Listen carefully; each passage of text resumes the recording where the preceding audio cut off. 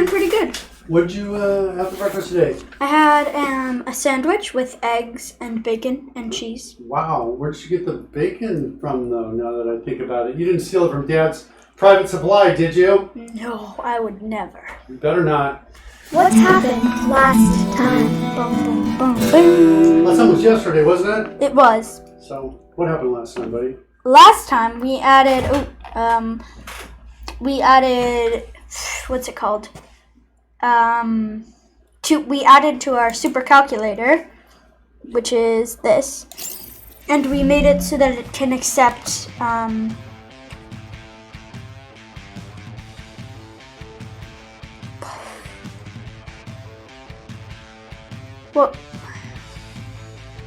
wait, I don't remember what it was that we made it accept. It was... Let's go into, I don't remember either. I'm like, Okay. we must have done something really exciting because we're both like, talking about how amazing it was. What's going on here? These are minor changes we made this morning. Refactoring. Added test cases. Just check it in real quickly. Added test cases. Refactoring. And minor bug fix. Oh, right. I don't know bug fix, output display fix. Alright. Stage all. The history. Created dedicated answers with decimals and proper fractions with units. So we made it so that for any question, so like 1 2/3, let's do more like 1 2/3, divided by 4/5, that sort of thing. So you get the answer in multiple forms. You get it in as a mixed number, as an improper fraction, or I guess just always a fraction, and a decimal. And today we kind of want to add also a percentage answer. We did that. What else did we say? Hold on. What else do we have in our description what we did yesterday? Proper fractions. Add support for... Oh, like meters per second. Yeah, so we can say, okay, that's... we can say this is in meters per second, like that, and we're going to divide it by that many seconds. And then it gets meters per second squared. Maybe divide it by that many meters. And we get an answer. Now the answer is s to the -1. It's more like 1 over s. Yeah. But, s to the -1 is Well, we fine. said that's what we wanted, and know, if we go, let's go. Because 1 over s, you don't really understand exactly what it is. Yeah, and we do put it over on the bottom of denominator if we have a unit on the top. So in the case where I had meter, earlier I had meter divided by meter, it was just gave me s to the -1. But if I've got some unit on the top, it'll preserve that. Yeah. And give it meters per second. Before it would just be meters times second to the -1. Yeah. Power. Okay, what else do we do? Units with negative powers are not placed beneath the slash. There we go. We're saying that right there. What else? We fixed some bug fixes and new test cases. Okay, that's what we did yesterday. Yeah. Cool? Okay. And then we also... new test cases. What do you want to say? Today, just right now, we added these test cases. Which are not all going to pass. No, I think they do, but not in the way we want them to. I think. I'm not sure, actually. I think we get a fail on that CM. We saw that. Oh, right. So we want... Good. We want this one. It thinks that it needs to be a space there, but we think it should be allowed to have this. Yeah, I kind of like this. 1 centimeter. And 1 so cm. we were kind of thinking about a couple ways to solve that. We don't have a defined plan of action on it yet. Let me move it to the end, and let's run it again and see what happens. I think the rest pass. Nope. Expected 0. We wanted it to get 0 here because x minus x is 0, but it gets 0x instead. Yeah, so this one's kind of interesting because it looks like we only have 2 failing in here. we bring this down here, we have these two are failing. So the question is, if I have a variable x and I subtract x from it, should the answer be written as 0x? Or should it be written as 0? The answer is currently coming out as 0x. As, which is, so this one sorry. Good. So this is the one that passes, 0x. But, you know, I think 0 is kind of more what is said with variables. If it was a unit, 0 meters would make sense, as per here. But that's because most of the time a unit, it's not a value. It's something. Whereas a variable like x could be anything. It could be a value. Right. Yeah. A could be unit any is a value of a thing. number. It's kind of a known entity, and it typically has a domain that it lives in. The unit lives in, Like space, for example, like or- distance. Yeah. Or time. Or time, or it might be in some other domain that it lives in. It's a known quantity. So if I'm working with units, the thing is that we realize that from a standpoint of mathematics, functionally, variables like x and units like centimeters are the same. they're essentially functionally the same. We treat them the same. We can raise them to a power, right? We can multiply, divide, all of the things that happen to the powers of a unit. When we divide by another, unit, the same things happen to the powers of a variable when we divide by a variable, raised to a power, that sort of thing. So because they're so similar, we put them into the same boat. The only challenge is, we've got kind of this issue of what should it be? If I've got 1 meter minus 1 meter, then I want to keep the units. I want to show it even if the answer is 0. Yeah. But if I 0x, I guess the question is, would we be willing to tolerate this as an answer, as a correct answer, in exchange for not having to write any code to change it? In other words, the downside is we're like, okay, I have to tolerate that. It's a little different than my expectation as a user. The upside is we don't have to write any special code to change that so that this test passes.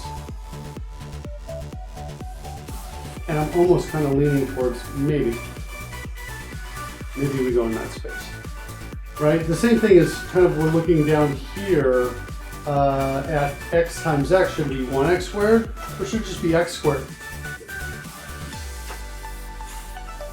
Well, right? These, I think, are more familiar with these. yeah. Then let's write them like that. Okay, you want to do it? Yeah.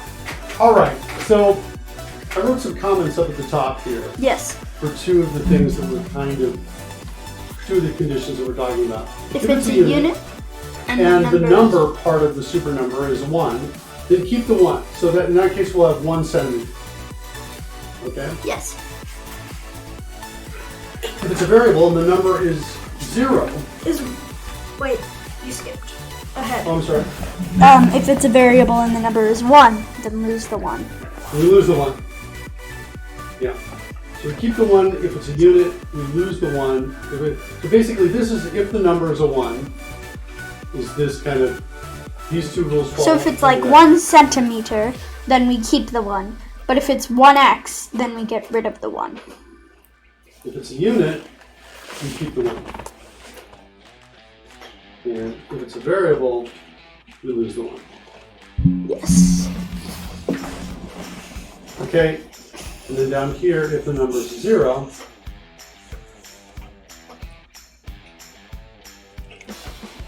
if it's a unit, we keep the 0. If it's a variable, And the number is 0. lose the variable.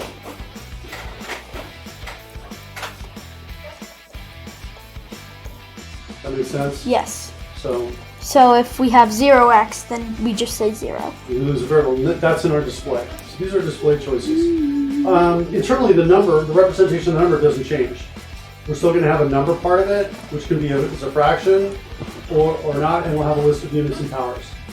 And this is only if it's like 1x or 0x or 0m or what or 1m. So this is like an occurrence, but it's not going to happen all the time. Yeah. It's not like we're deciding the UI exactly of the Yeah, my head's spinning a little bit. And the reason it's spinning is because, well, this assumes there's only one unit or variable on here. Slowly Deb's out there. Hey, Slowly Deb, welcome to the show. This assumes there's only one unit or variable. But there may be a situation where we have multiple units and or variables. Yeah. Well, what do we want in that scenario? I guess we've got to write some test cases to figure out what we want. If we say those are the ideals down there, then we might want to say, well, what happens if we have x centimeters times x centimeters? Yeah, what if you have a unit or a variable of units? So would that be... a variable number of units? Would the answer be x centimeters squared, or because it's got centimeters in it, would it be 1 x squared centimeters? I think it's... What if it's x squared 1 centimeter squared? Okay, we can do that one. Well, maybe not. No. Oh, you're saying it should be this as the answer. No, Maybe. I don't think so there. Yeah. I actually think this is the answer that we would want. X squared centimeters squared. X centimeters times x centimeters would be x squared centimeters squared. That's what I think. Maybe we do it with no space. What? Maybe we do it with no space in between them because I think because it's if you think about it, it's x squared centimeters squared. So it's like yeah, it's whatever x squared is, and it's that many centimeters squared. Here's the problem: is if this is raised to the 1 power, and to get rid of that, it'll come out like that. And so then we'd have to write a special case for that. Okay. Also, we can't do it here, right? We can't say XCM. It's got to just be X. I feel like this is the answer we would be expecting. Okay. Which means we would lose the 1. So we still lose the 1. It's not if it is a variable. If it has a variable, we lose the 1. That's the rule. That's what I'm suggesting here. Otherwise, because look at this scenario here. If this is the case, and I'm telling you, I don't want to see that really. I want to see this in my output. Yeah. So if the number is 1, if it has a variable, we lose the 1. Just any of the units attached to it. Just one has to be a variable. Yeah. Also, variables should be listed first. Also, variables should be listed first.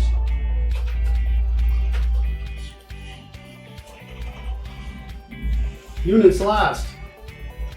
Do you agree with that? Yeah.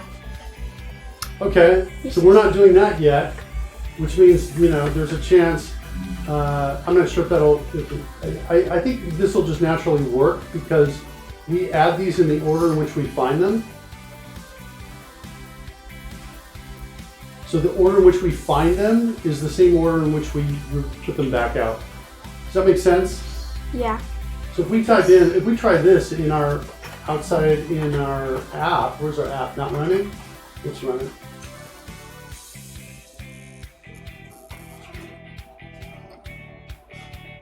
So, see what's happening? X comes before the CM.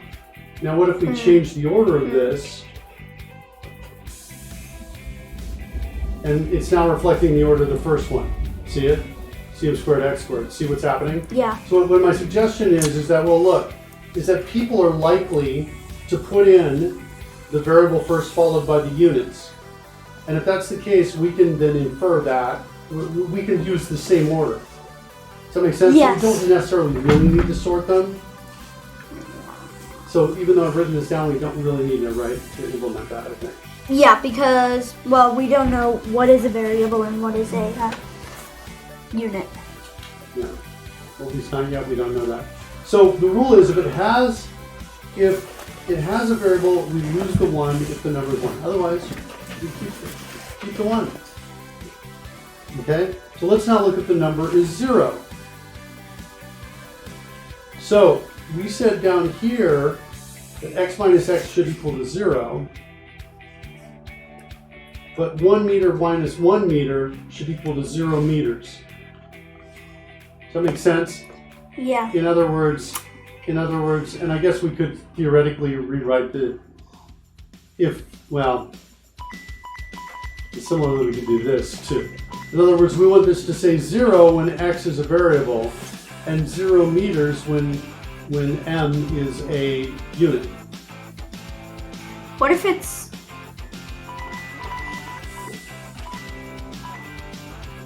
x meters minus x meters? Is it 0 x meters minus meters? x meters. Is it 0 meters or 0 x meters? I think it should be 0 meters. Lose? That's a great question. So if the number is if it's unit, we keep the 0. If it has a variable, has any variables, we lose all the variables. Cool? Yeah. Okay. That's what we do. All right, which means now, for the test case for this, pop this down. So now this one, we're going to lose that. Okay, that's what we're expecting now.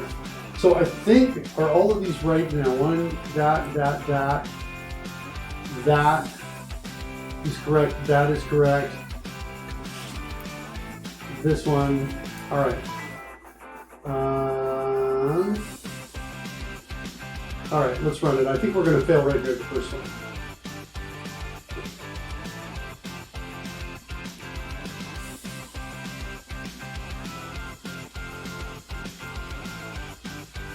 Yeah, it gets 1x squared centimeter squared.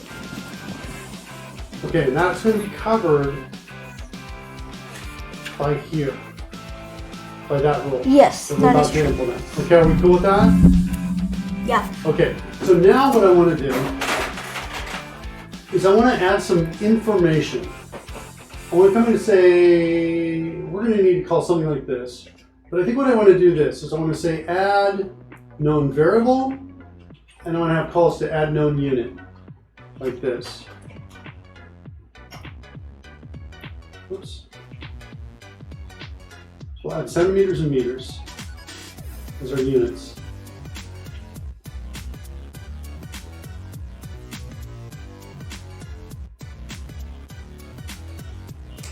Another way that we could do it is we would say, hey, add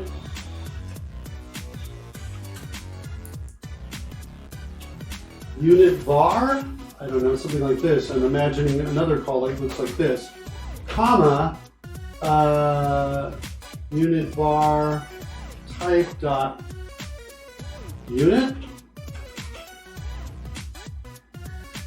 and maybe something like that. And so this would just come in and say that m is a unit, and we come down here and say x, and we might come down here and just type in variable, like that. And then we might do something like this. cm is a unit for centimeters, right? And then we might unit format, comma, suppress leading space. Okay, so none of these are declared yet, but the idea is that these will tell things about it. So instead of having this code up here, you might have a code, clear all unit vars, all known unit bars. So the code might look like this. So this line, what this does, Campbell, is this is a meter is a unit. Yeah. And this line says X is a variable. Yep. And this line says centimeters are a unit. And suppress the leading space, which means when I spit them out, it can just be 1 centimeter. I can do this. See Move that? out the space, yeah. And what's cool about this is it allows us to, it's kind of a flexible way of putting information about a unit bar, a unit or a variable. And then it allows our code to kind of be flexible as well and be able to do things that otherwise would kind of appear to be impossible. In other words, notice the difference between 1x minus 1x and 1m minus 1m. We want one to say 0m and the other to say 0x, right? Yes. And it could do that based on this information here. Yeah. What do you think? You want to build that, or do you want to just let it sit for a minute? Let's build it. You want to build it? Okay. All right, so let's do it. All right, so let's declare this guy first. And I just say declare as an enum. Will you be smart enough to figure it out? Looks like you're not. Okay, so I'm going to copy that to the clipboard. And I'm going to come up here and I'm going to say, oh, I'm in test class. I don't want to be in test class. For sure don't want to be there. I want to be in my SuperCalc core somewhere where I declare it. Let's put this over here. Fright LOL is out there saying, for web development, what language would you recommend for a new person, C# or JavaScript? I would just recommend, well, a lot of folks might say C# and Blazor. I'll give you two choices, C# with Blazor or TypeScript. Definitely TypeScript over JavaScript. Those are my recommendations right there. Okay, I just want to come in here. I'm just going to go in SuperMath. I'm going to create, just because it's in the right place, I'm going to type in E for enum, paste what's on the clipboard, give it those two types that are unit and variable. Those are the two pieces right there. I'm just going to copy variable to the clipboard because unit's easy to type in. Yeah. Unit, enter, paste, like that, semicolon, and I'm done and out. Move type to file. I've got my unit bar type in there now. Okay, cool. Unit format. Let's go put that in there in the same place. Enum, unit format, and suppress leading white space is one of my options. And the other one is maybe just none. Or normal format, something like that. Normal. Put that up at the top. So it's the first one. Okay, so there's my unit format. Cool with that? Cameron? Yeah. Okay. Go back.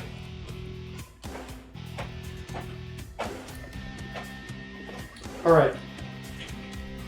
Let's just declare it. It's a static method.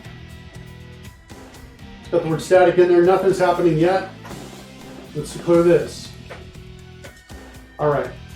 Wait, don't want to declare that one actually. I want to declare the one with 3 parameters. See it? Yeah. What'd you say? Yes. Because I want to get all 3 parameters in there. And then I'm going to make this have a Optional. An optional with an initialized value of normal. Okay? Make sense? Got it. And you could almost argue we could do the same with the other, but I don't with the unit var type. Give it a default as well, but I'm backing away from that. Now at this point, so this is going to be unit name. Can I go to the bathroom? You bet. Absolutely.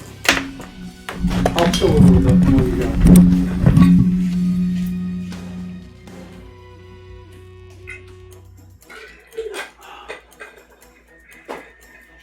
On my machine, I just realized I can do the poll of Campbell's changes to SuperCalc. He checked in a moment ago. Switch back to Campbell's machine over there. Maybe we'll also, while we're doing this, let's switch back to my machine, and we'll kind of talk about kind of where we're thinking about going today. See if we can do it or not. But the idea is talking about creating a super calculator. So we have right now our super numbers, and we have the ability for a binary operation to occur on two supernumbers. That can be multiplication, division, addition, or subtraction.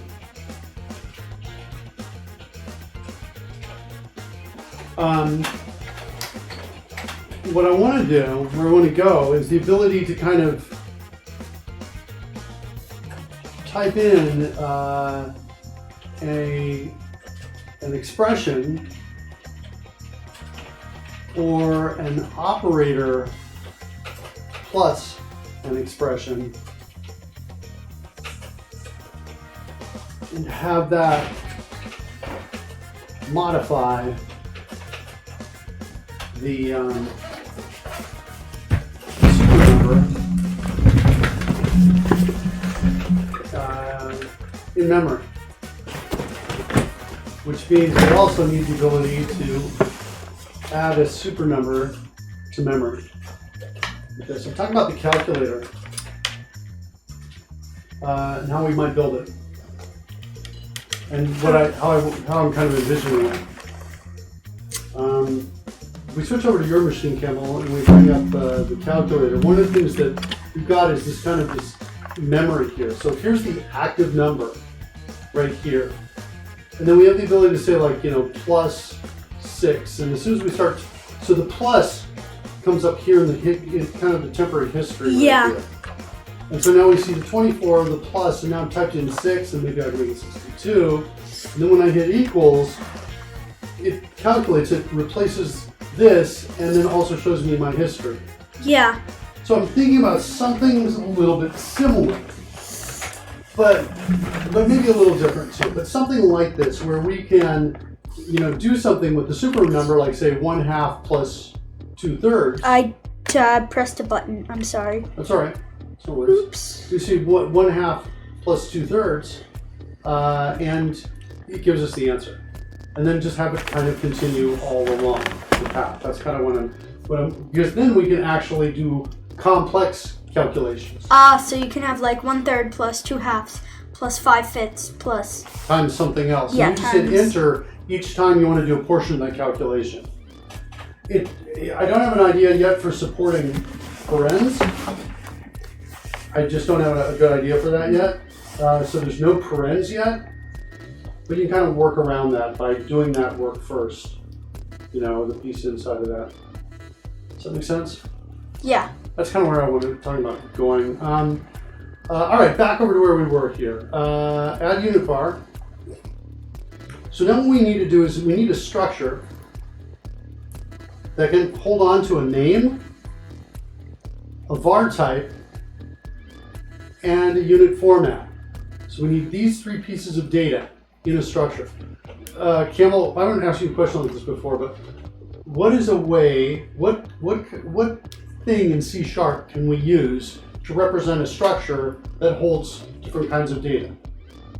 A list, a dictionary, an enum, or... Oh, wait. Are you asking for...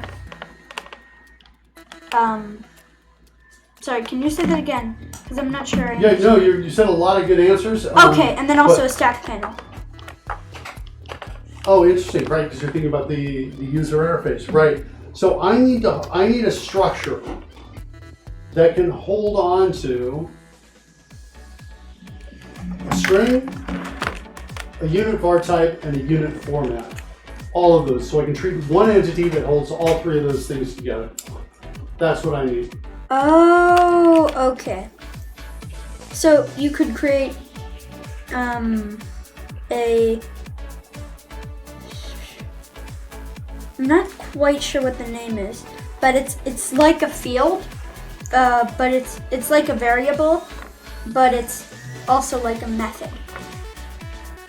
You declare a variable in a method-like way, where I wonder if it's in the code. Let's do this. because I have a different answer. It's kind of in a different place. So let me just, I'll show you what it is and watch it. Watch what it does, okay? Is that cool? It's called a class. Actually, I'll let you create it. So you create the class right up at the top. Of course. Yeah, so there you go. See what I'm saying? Yeah. So, but there's also, there's lots of ways to do it. Use the letter C next time. Go backspace. Use just the letter C. And the class is going to be called Unit Var Info, maybe?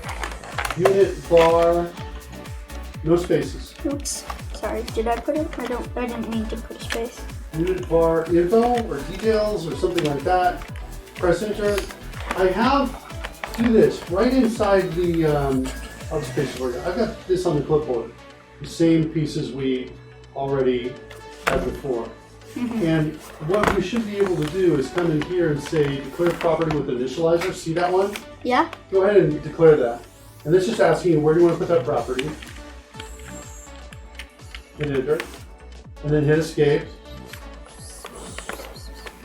Escape to get back to the, you're looking to get back right up there. See the little marker? There it is, right there.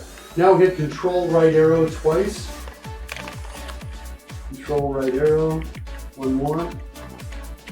There. And then do it again. Coder's key. Enter. Put property with initializer. That's fine. Escape. It looks like it didn't drop a marker in the unit format. Can't tell for sure if that's the case. Or maybe it did. It did. It was on unit var type. Okay, great. I was in the wrong spot. Okay, good. And then one more time. Insert. Declare property with initializer. British accent's important. And then. Good. Now let's take this class, move it to its own file. Boom, boom, boom, boom, boom. Move type to file. So a class is a structure that can hold related pieces of data. You can also add methods to it as well if we want to. Okay, good? Yes. All right. Next. Copy this to the clipboard. Escape to get back. Now we're down to unit var, add unit var. So we're going to say new unit field var info. We're going to pass in the unit name, unit var type, and the unit format. Like that. Lowercase because we want the parameter, not the enum. Okay? Yes. So we just created a new one, but now we got to put it somewhere. Now when you're talking about a list, now we can create a list. So we want to create a new list of what I've got on the clipboard. Yes. See that upper? So new list of what's on the clipboard. Yes, and see this uppercase N? Yeah. That means make it static. Really? Huh.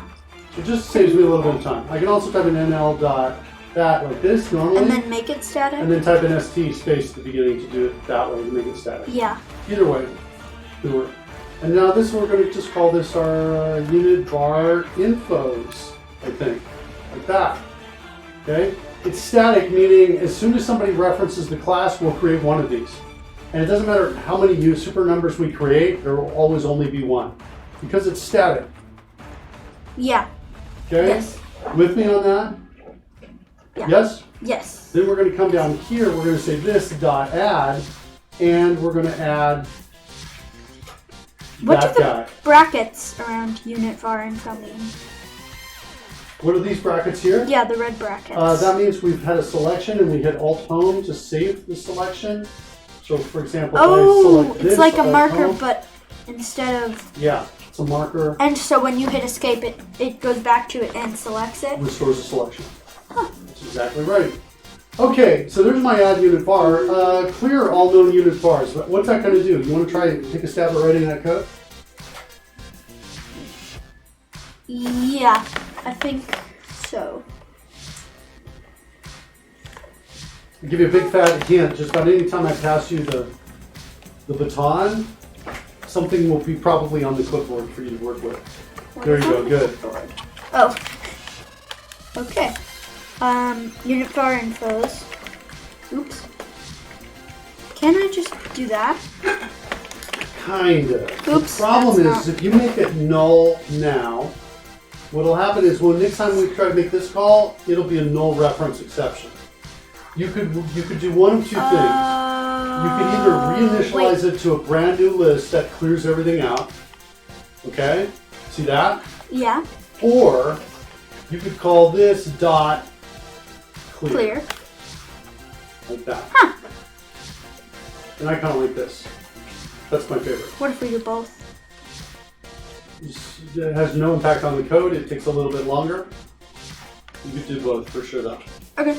But I like clear because I think it's easier to read. It makes more sense to what's happening. Yeah. One other thing we might want to do is we might want to check to see if we've already got one for that unit name.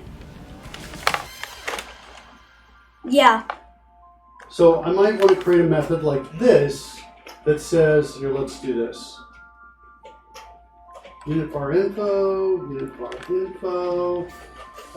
is equal to get unit bar info, passing in the unit name.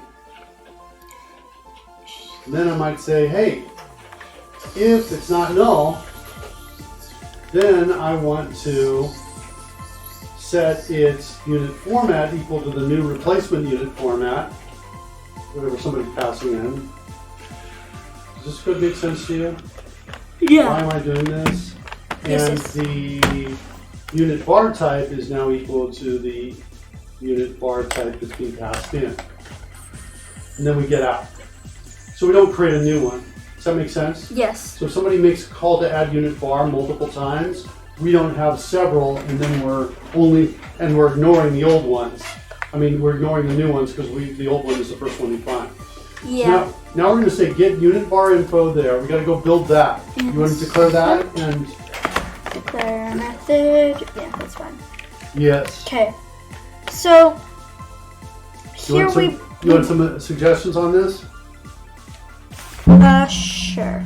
Well, it's a get, and we have to return a unit bar info. So what's the keyword? What's the keyword that we're going to use to return something? R. Yeah, R for return. Next, I've got the list, which is unit bar infos up there. See it? So we're going to make a call on that to find it. Good. Infos with an S. Oh. Dot. Okay. Then we're going to see here, there's a first or default that's really useful in this scenario. We're looking for the first or default. What does it do? It finds the first one that matches the predicate we're about to specify. So you hit the open paren right now, and then you type in x equals. Oops, hit undo a second. Undo's faster.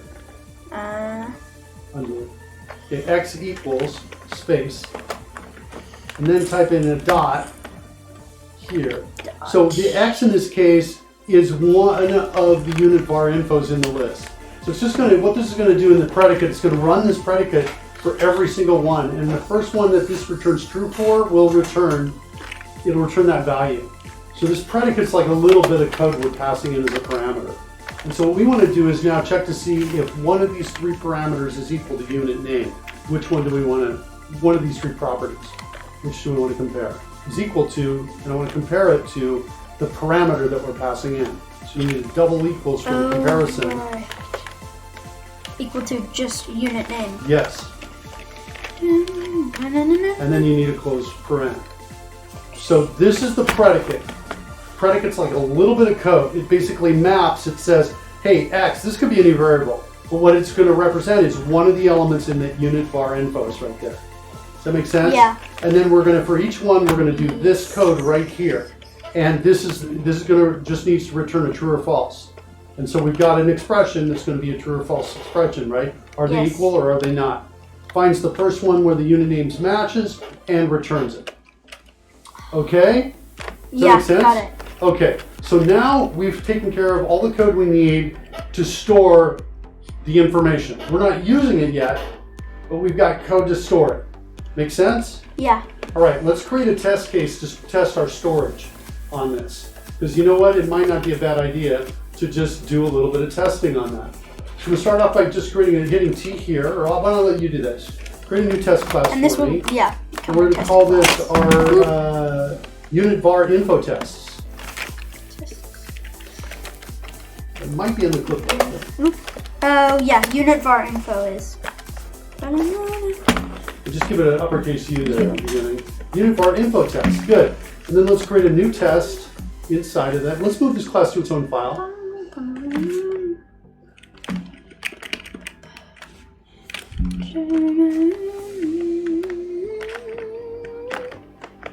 Okay, let's add a new test method inside. Oh, it's got one already. No, Called it test. does. So let's go in that test method. What I want you to do in the test method is I want you to add a new unit var to SuperNumber.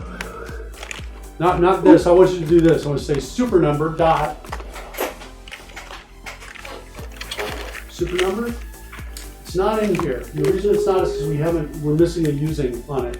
But if you type it in correctly, we can hit Control dot on it. That's not what I wanted. SuperNumber. Oh, wait, that's not what I wanted. Alt Shift, Alt left and right for navigation. All right, SuperNumber using SuperCalc Core. And then you're going to go at the end of that, say dot, and then we're going to use one of those methods we just added. Dot. Add unit var.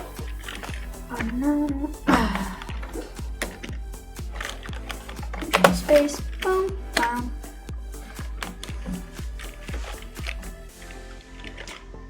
Right.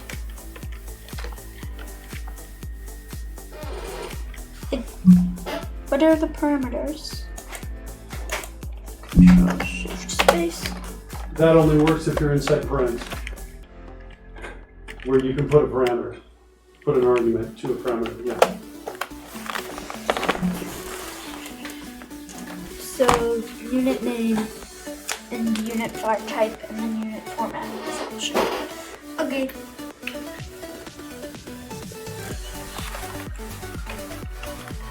Oops. Duh.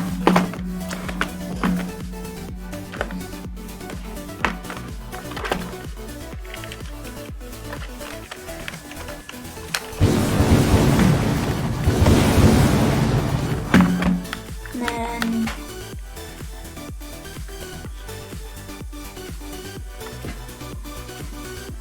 wait, can I?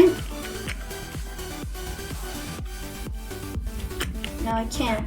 Yeah, select it. You'll go back up and This select it, and then hit a dot. It's an enum, so you can access any of its species. Ooh. Oh.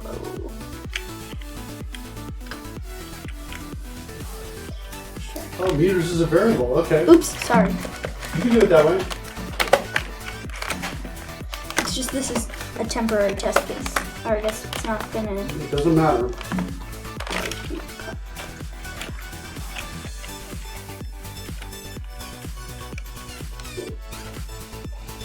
Oh wait, then. Okay, good. We've successfully added.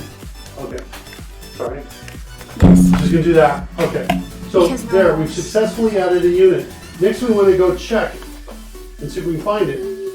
So get unit var. What? It's not there. No, it's not get unit var. It's called something else.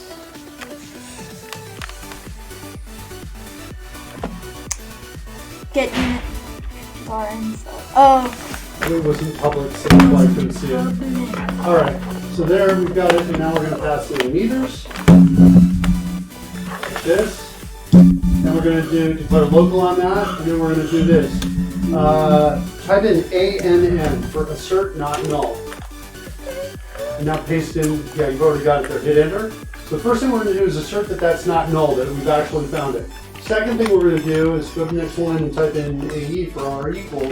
And I want you to make sure that its unit var type is a unit. You want your expected value is right there above my finger. Unit var type dot unit. Oh. Unit var type was down near the end there. You type in UPT here. A quick way to get to it. There it is. Dot. Oops. Dot unit. Right? And then you want your actual value that passing is going to be, nope, it was that dot something. Get to the end when you get to that end of it. Get to the end of it. Now it's having the dot.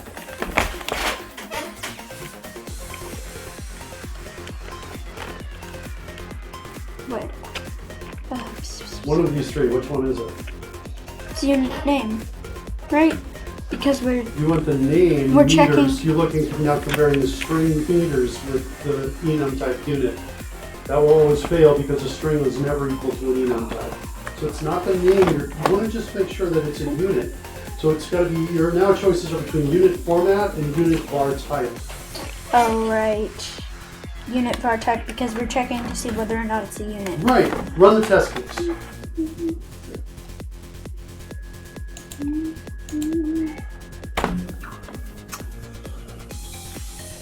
Good. Now let's test the clear to make sure the clear works. Oddly slow.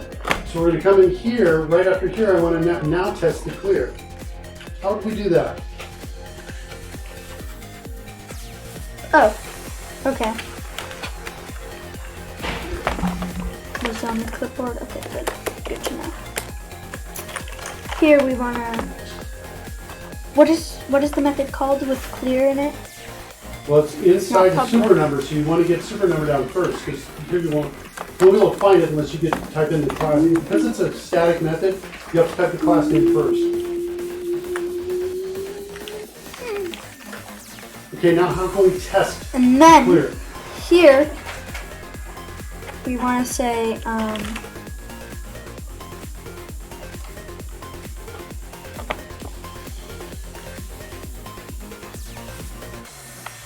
this is setting it to null, right? Or just empty? That's emptying it. Yeah. Okay. You have no way of actually getting the list. The list is not published. So I get your. I'm gonna back you up here. Try another approach. Your hint is going to be in this. I'm going to give you this as your hint. What is unit var info expected to be equal to? What is that just going to be equal nothing. to? What'd you say? Null. Okay, so assert NN. ANN was assert not null. What do you think assert null is equal to null? It's going to be. There you go. So this time that should be null. If the clear works, this should be null. Does that make sense? Yeah. So we're testing the add and the clear. Let's run it. Good. Now we have test cases, right, for the pieces we just built. Wait. Right? It's a great way to write code, especially like if you're doing this by yourself, right? And you don't have somebody else watching every single step, right? Creating test cases a step at a time is good. Do you want to run all the test cases? Make sure everything's still good? Yeah, sure. I think it's highly unlikely because we only added, Something. functionality. We're still expecting test single variables Test to fail. single variables. But that's it, just that one. Yeah. So we're still in that space. Okay. All right, Right next. now. I think it's time to implement our rules. Okay. Is that right? Wait. Let's go to the failing test case. Make sure we are. Yeah, we're doing this. We're already putting this in. Okay, cool. So we've added those. So now what we need to do is, I think we need to find out why this one is failing right here. It's something. Yeah, it's 1x squared centimeter squared. If it has a variable, want we it lose to the be- 1. This Yes. is our new rule. This is the one we want to add. If the number is 1, that's what we want to do. So And if it's a variable. So first we have to add something that detects whether or not it's a variable. sure. I'm going to move this to the top. So it's the first thing we go into. And then I want to go, it's in our implicit conversion. Remember, our to_num works fine. The internal storage is always correct. Does that make sense, Campbell? Yeah. That's not the problem. The problem is, how do we display it? So our display comes from the SuperNumber. It's implicit conversion. Which we do, I'll find that, is here. It calls display string. So display string is where we want to put this logic. So I want to essentially get a breakpoint here. And I want to run that test case. Debug that test case. And here, debug test. So, let's see what we get. Where are we going? We're in here. So You see SuperNumber.simplifier, SuperNumber.getFraction display string.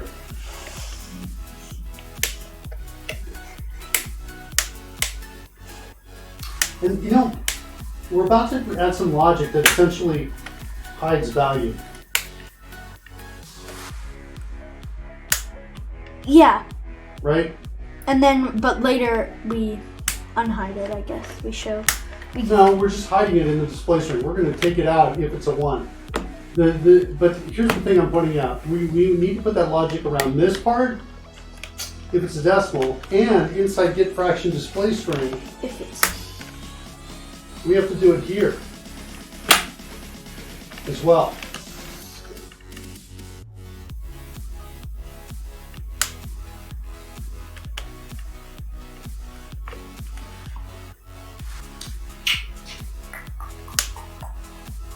And not only in get mixed fraction, but we've probably got a, do we have an improper fraction one or no?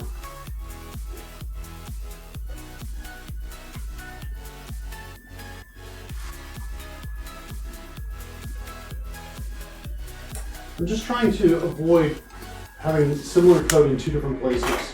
And I'm thinking, actually slow screen.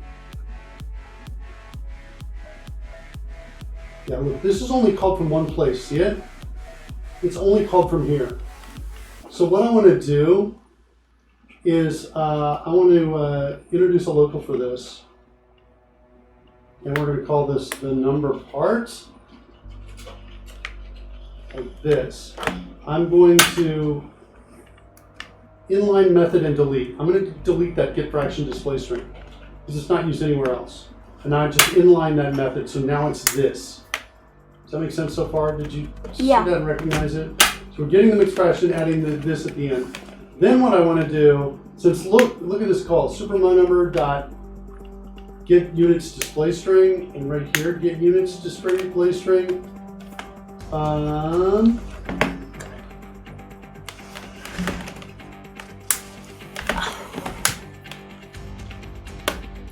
Yeah. Let's do this. Oh, so no matter what we're calling get units display string. Yeah, notice this one, on this one we're calling it on SuperNumber, but my contention is that any simplification will not change units. Pretty sure about that? Let's double check. We make a clone, yeah, we're just copying over the units in the clone. So you call copy units from. You go to copy units from, we're simply going through, we're not changing any units. So what that means then is that this call is going to be the same as this call. This is on this. Remember I told you this before? If we don't have this in front of it, it means it's on this. Yeah. You remember that? Meaning it uses this data, my data in my class. Otherwise it'll use the SuperNumbers data in its class. But SuperNumbers data through simplify, through clone, calls clone copy units from this. So it basically copy units from this and puts them in clone. Because it's copying the units from this is the same as this, which means this is the same as this down here. Which means what I can do is I can say, okay, let's do this later. I'll promise you I'll do this later. Just want to get the number part here.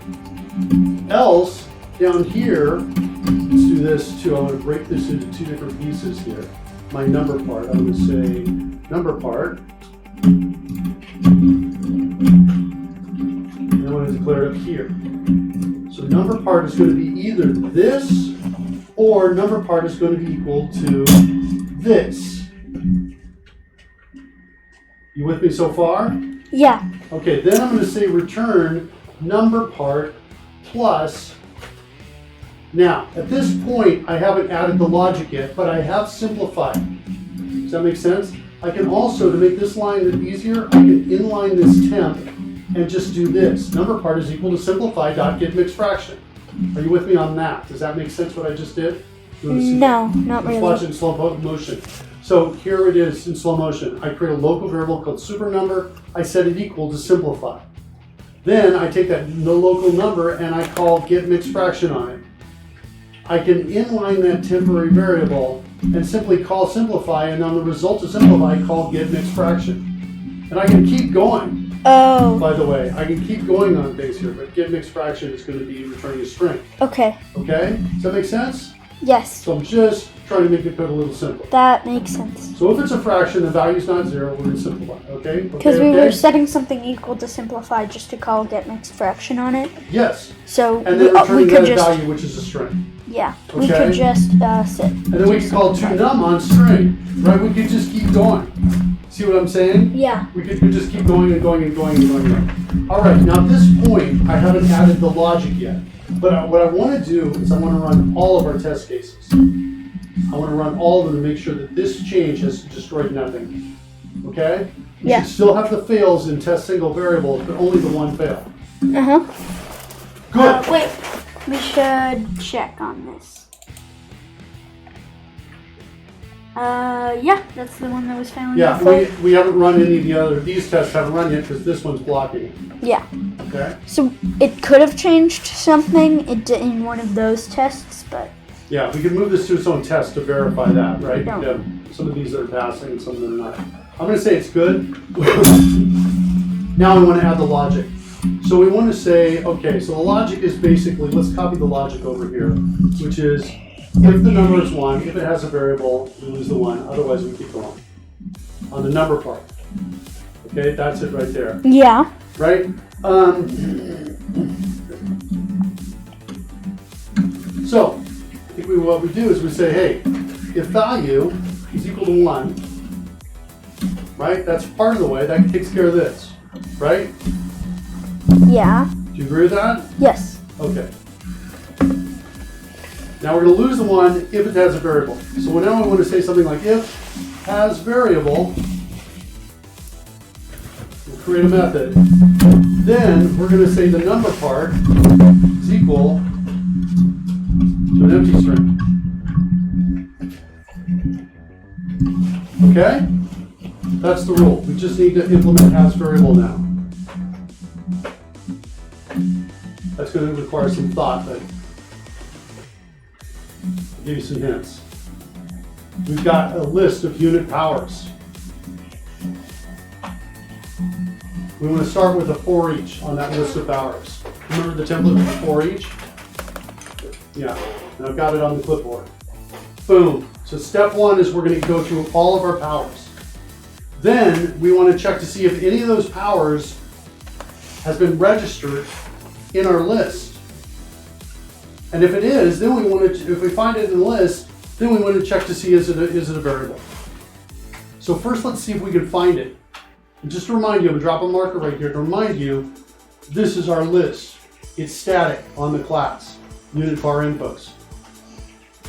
Remember we wrote this like about 15 minutes ago, 20 minutes ago? Yeah. Remember this unit, this piece right here? Yes. What's that do? It checks, sorry. Doesn't check. No, it's the value of unit var, it gets what unit var info is, which is just what the, it just checks to see whether or not it's a unit, whether or not the unit is the same is still the same, and then it sets unit var info equal to. Well, that's this code right here. I'm asking specifically, what does this code do? Get unit var info do? What does get unit var info do? What does this code do? Got an example of it right there. What happens when this line of code executes? It tells the code whether or not the first or default name is still the same. No, I would disagree with that. It's not really what's happening here. Let's go into that test. Let's go into that this one. What does this line of code do?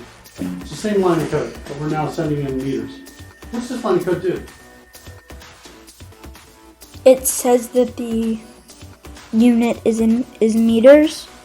No, it does not. What it does, so let me explain this so you can see this, because you're definitely going to need to know this to write the code in the next place. Get, anything with the word get in front of it, generally means it gets you something. It finds it and gets it, and gives it back to you. Okay? And we're saying, give me the one that's called meters. It will then get that value and put it into this variable right here. Okay? This check that says, are we not null, is verifying that this is returning something real. This check checks to see are you a unit, because it's basically saying, are these two equal? So when I ask the question, what does this line of code do? The answer is, well, it gets a unit bar info using the word meters to find it, the one it wants. Got it.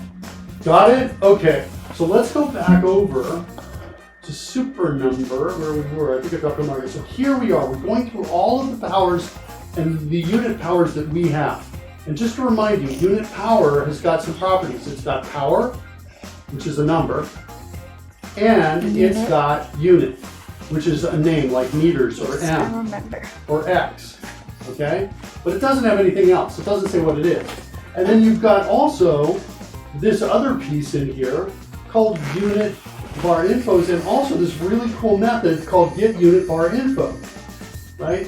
You've got unit bar info, and if you figured out the right thing to pass it here. I got it. Oops, hold on, I don't want to declare that as a method. I want to. Wait, can I? You go. Good.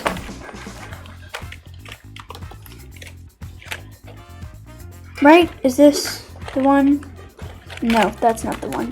You're close. No, you're close. Is it just unit power? It's unit power. That's the name, okay. Because it's each one we're iterating through. Good. And then you want to declare a new local on that.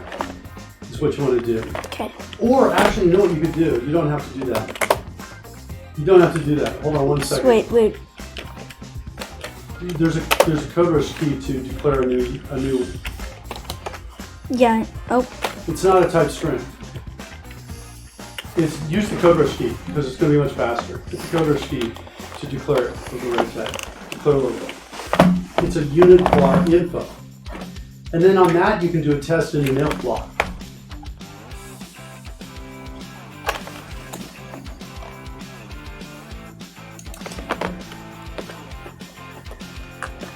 There you go, you're really close to being done.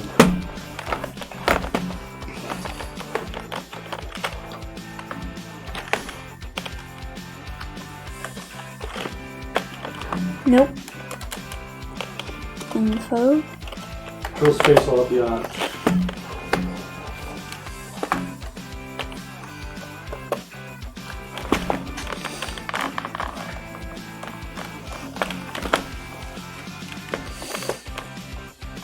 You're going to want to back up and actually, you're going to want to check. Oops. Well, I guess you can do this. You want to check to see to make sure it's not null. Right? Why? But Univar Info's got some properties, so you want to actually compare only one of those properties. There's only one you care about.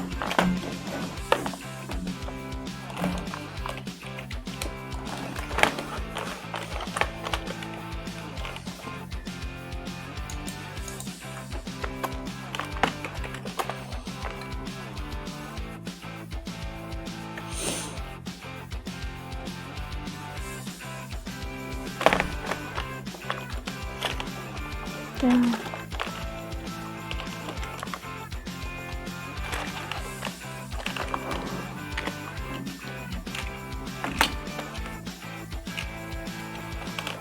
Oops, that's not what I wanted.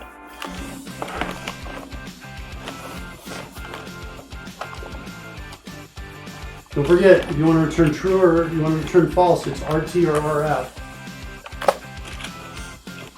Okay? And then how do you finish the method? Oops, that's not where I want it. Oh yeah, look at that. Good job. Good job. Good job. Good job. One more thing. We just need to do this. We need to check to see, hey, if we're not null. Oh, right. Right, like there. You have to do that because sometimes this could be null. Okay? That now we have a has variable that's working. Now we have a shot at something changing. Okay? I think if we run all our tests, go and run them. I think we're soon to have the same problem. I'm not sure if the problem where it's currently failing is this. Oh, maybe it is. Let's see if we run it. What happens now if we run it? I think it should continue to fail. Oh, dang, there's something wrong with Oh, it. there's a space. Why is there the space? I know why there's a space. There's a space because get units display string has a space. Oh, the leading space. Let's call it get units display string. F12. It's all over the place. Oh, let me see what else it's called. Improper fraction string.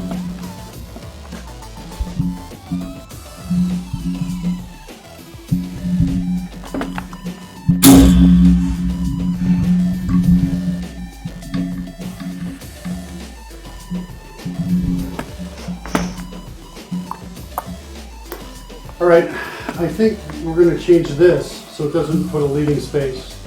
Oh shoot. Oh shoot, shoot, shoot. No, we can't do that. We can't really do that. We might have to come back here.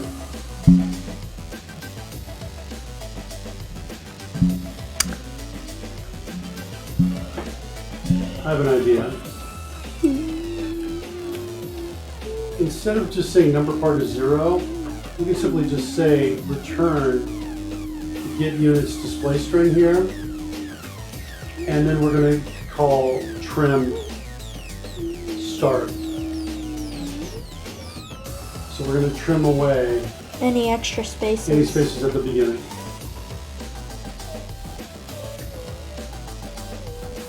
So if value is 1 and we have a variable, then return that. Otherwise, we're going to add those two together. Should we try that? Yeah. Oh, we have another problem.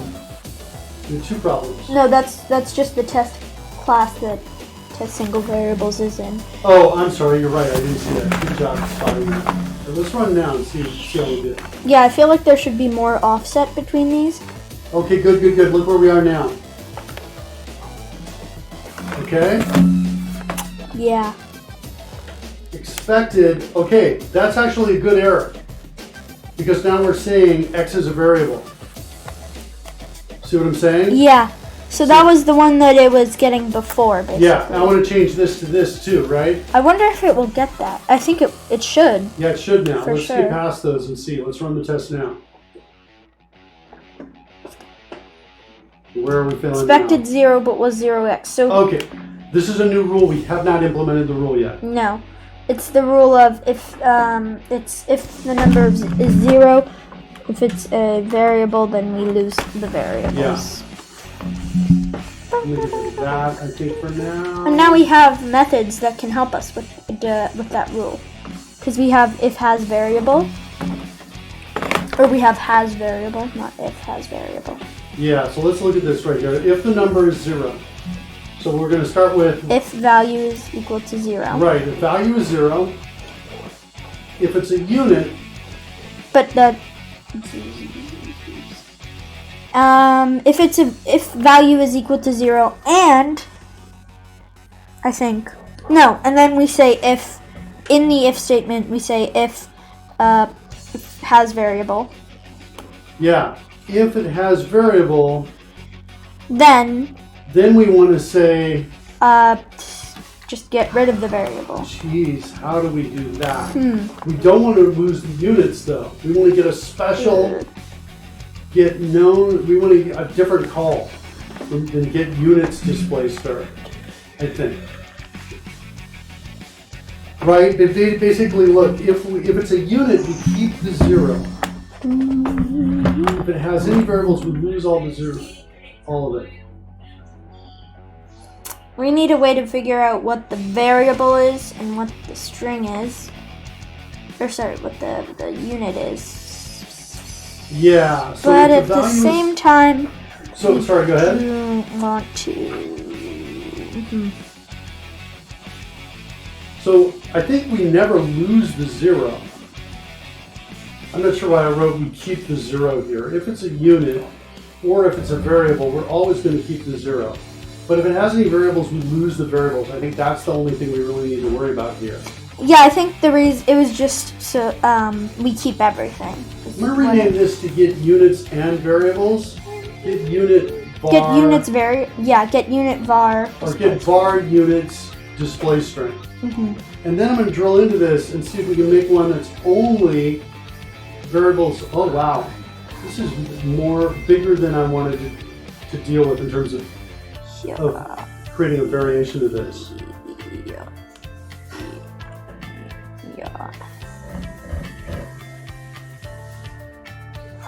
So we could add an optional filter, and the filter could do the work.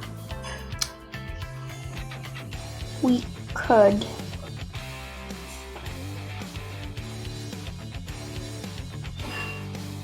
So the idea is the filter is going to be a unit var type, I think. We'll call this filter. Set it equal to unit var type dot both. So we'll create a new entry in here. Oops. I'm trying to say, what is it? Add enum? There, generate enum member. That's what I wanted right there. So now we've got unit, variable, or both. Okay? And so now that we've got the filter in here, we can now say, hey, if the filter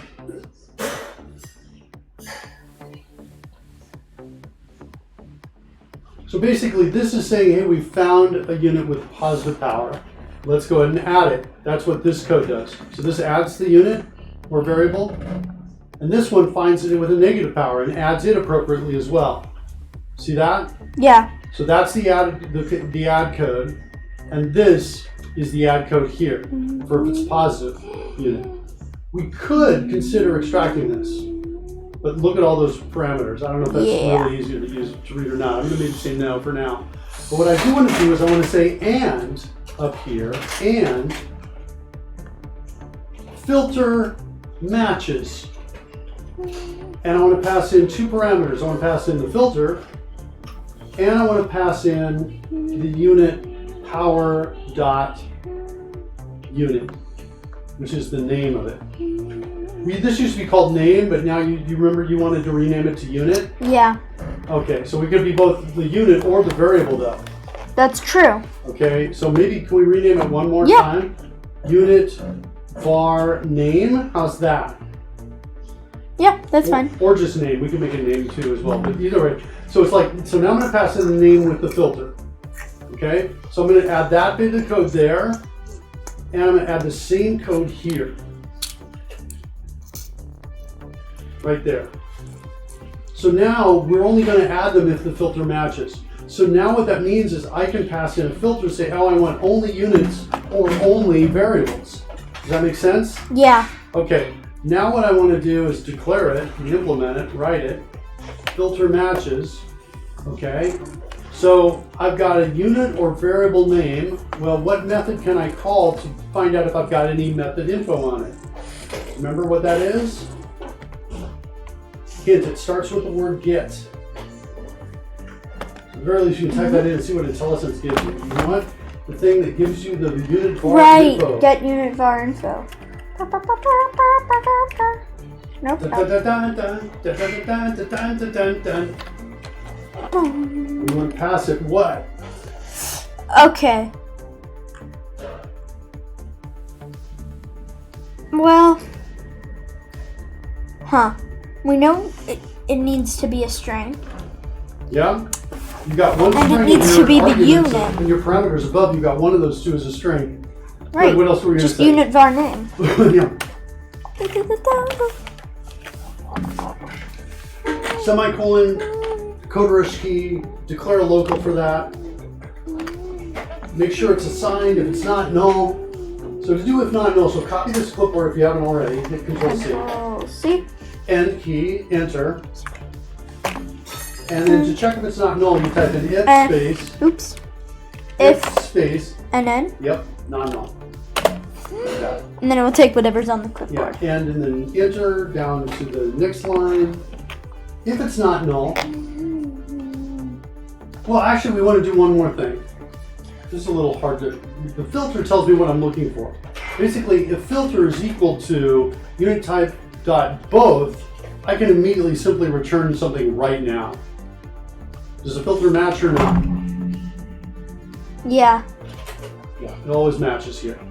If I'm saying it can be either one, it'll always return true. Okay? If it's both. If unit var, if the filter, at this point, we have two choices. If the filter is equal to unit, then we need to return something here. Otherwise, whoops, that's weird.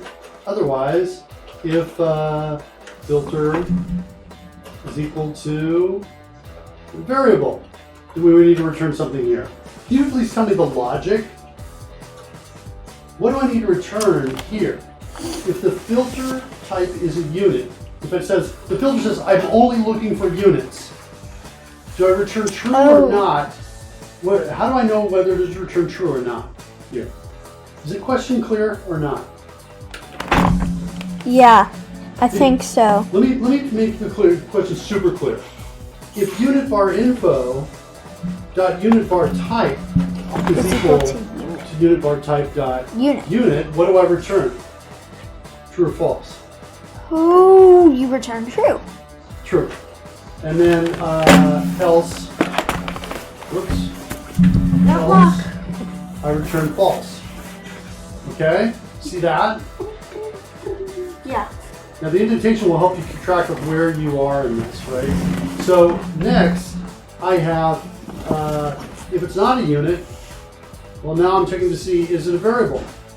If it's a variable, and how do I want to change this code down here? Okay, so you... So I just paste it. Variable. Yeah. And then, is that, yeah, that's it. Right. Now, if I get down to here, what am I going to return? Well, if it's null, then I guess return false. Right? Because if we get down here, that means that unit var info is null. Yeah, that means we don't know what it is.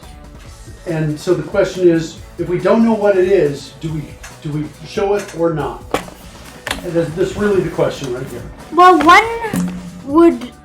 in what case scenario would unit var info be null?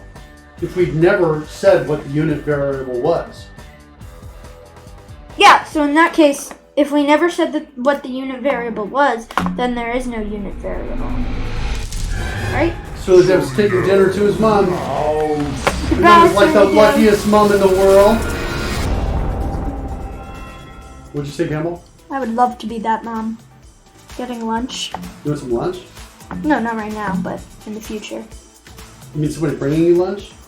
Yeah. What do you say? Okay. Or getting lunch just in general. I think we should return true on this. That's kind of where I'm at. Because I'm imagining if you type in something in our app while it's running, and it's not, we haven't declared it as a variable or not, and somebody's asking, well, what should we pull back from it? What should we get from it? I think we should default to showing the unit or the variable rather than hiding it. Okay. Then I guess we return true. Yeah, let's try that for now. RT. Alright, so now we have filter matches. Let's run all the test cases and see the impact. We want to make sure we have no new failing test cases. Because we just made some serious changes to code. Yeah. You can save everything, run all the test cases. When you run all the test cases, it saves everything. Perfect. Nope, only one failing still. Let's look at it. What do we have? Test single variables. Yep, still the same thing. We didn't lose it. Oh, I know why. Oh, right. This is the one that's what it was before. Yeah. That's what it was before. The reason we're not losing it. No, we are losing it. Look, if we go back to it. Yep, go ahead. Yeah. Show me. This is the test case that was. This is what it was doing before. Oh, you're right. So it it is losing Great it. news. If we Okay. run it again, now we might let's. pass you. Yeah, we might pass all of them actually. No. What is it expecting then? Wait. Expected 0, but it was actually just nothing. Null, I guess. What is this? I have an idea in terms of what that is, what's happening here. So, what's happening is we're losing both the 0 and the unit. Oh. I think. Oh. Well, no, wait. Why would we lose the 0? Let's go back to display string and SuperNumber and take a look at that. Wait, can I try something really quickly? Okay. I want to see what our app currently shows us when that happens. Nope, not X. N. X. Sorry, not NX. Huh. Okay, so this is still getting 0x. What is up, Mary Millers? Asked Pirate Cat. Look out, Campbell. Look out for that guy, Campbell. He's all over the place. What a mess. This guy, he's a mean guy. Thank goodness Pirate Cat's here. Over there. Pirate Cat over there! There you go. Good job, Pirate Cat. Good job, Pirate Cat. There you go. For the next time. Pirate Cat, as usual, with the understated entrance. Why does this get 0x, but not the test case? I don't know. You asked me like I know the answer to everything. I'm just trying to find the test case problem. You threw a squirrel at me, man. I don't know what's going on. Let's go find out. How are we doing? We're doing good. How are you, Pyro Cat? How are you doing? Let's see. Get var units display string. I wanted to go back where this was called out of here. So in display string is where we have this kind of logic. This logic is not moving anywhere else though. So if values1 has variable, we just simply get out. If value is 0, oh, we haven't done it, this is why. If the value is 0, if it has a variable, this is what we failed to do. We want to say, if the value is 0, we want to say return number part. Oops, return number part plus this, and we want to pass in the filter. Unit var type dot, and what do we want to get? If it's a variable, what do we want to pass in? Which one of these three? Variable. So this will give us a list only of variables. It says if it has any variables, we want to lose all the variables. Oops. So if we do this, that'll show only the variables. We want to do, I think, units. Okay? Let's try that and run our test cases again and see if we get even further down. So right now we're stopping here. Right? It's returning empty string because that was completely wrong. Let's run it again. Okay, just sneaking in quietly. Okay, no worries. Okay, where are we now? Yes, because that was a very quiet intro. It was very quiet. All right, now, good news is we're on the very last one. Why is this one coming back with... Is it just centimeter? Oh, it's a space. It's got a space. You know why? That's totally cool. Everything's working. We just need suppress leading space to work. See that? Right, and we never made that work. We've never worked with that data yet. We need to figure that out. So the leading space is what happens. We saw this over here. I think we have it in a local variable somewhere called leading space. Need leading spaces. Here it is here.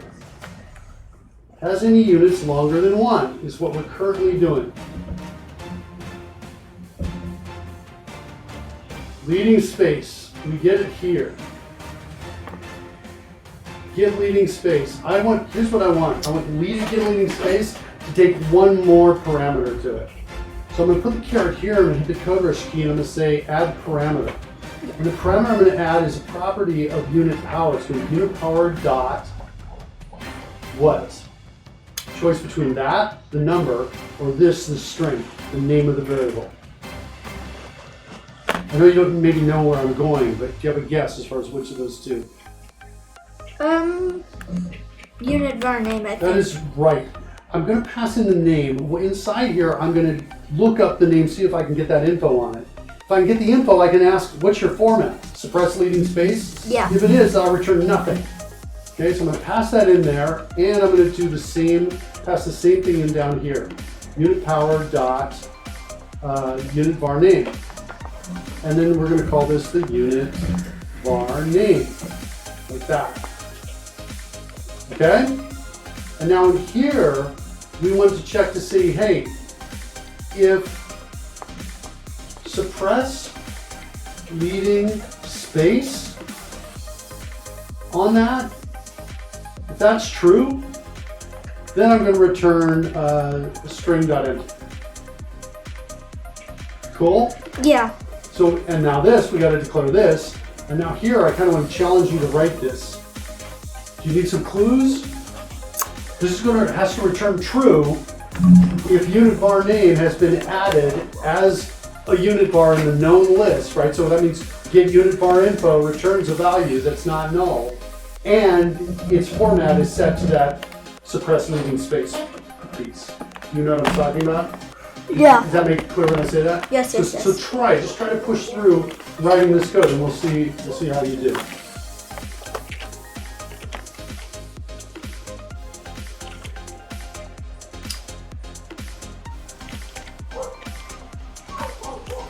I'm going to give you a hint right now. You're going to, before this, you're going to need to call get, that get call. Oh, right, and then we need to set the yeah. Okay. Get unit var info.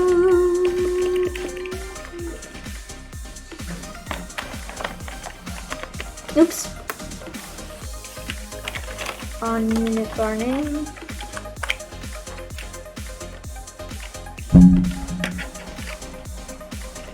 If you want to declare a local, well, you've got the last one. Oh, introduce local. You can do that there. Okay? Yeah, unit var info works.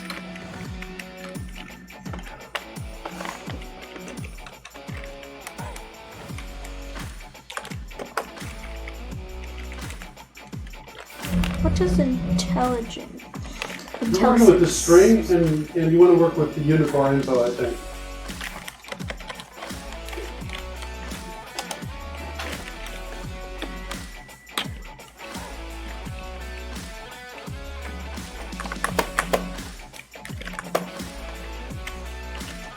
See, look at the suggestion. Wait, go back. Look at the suggestion. It's really, because sometimes, let's go back just a little bit more to where you hit that double equals. Go back. Hit the equals, space. Look what it's on. Look at the icon. See the icon right above my finger there? Yeah. That means it's a Nina. That means that if you accept that and hit dot,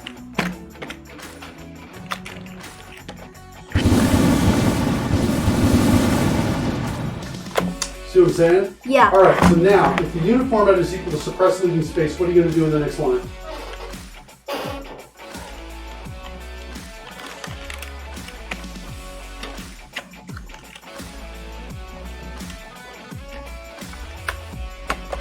Perfect.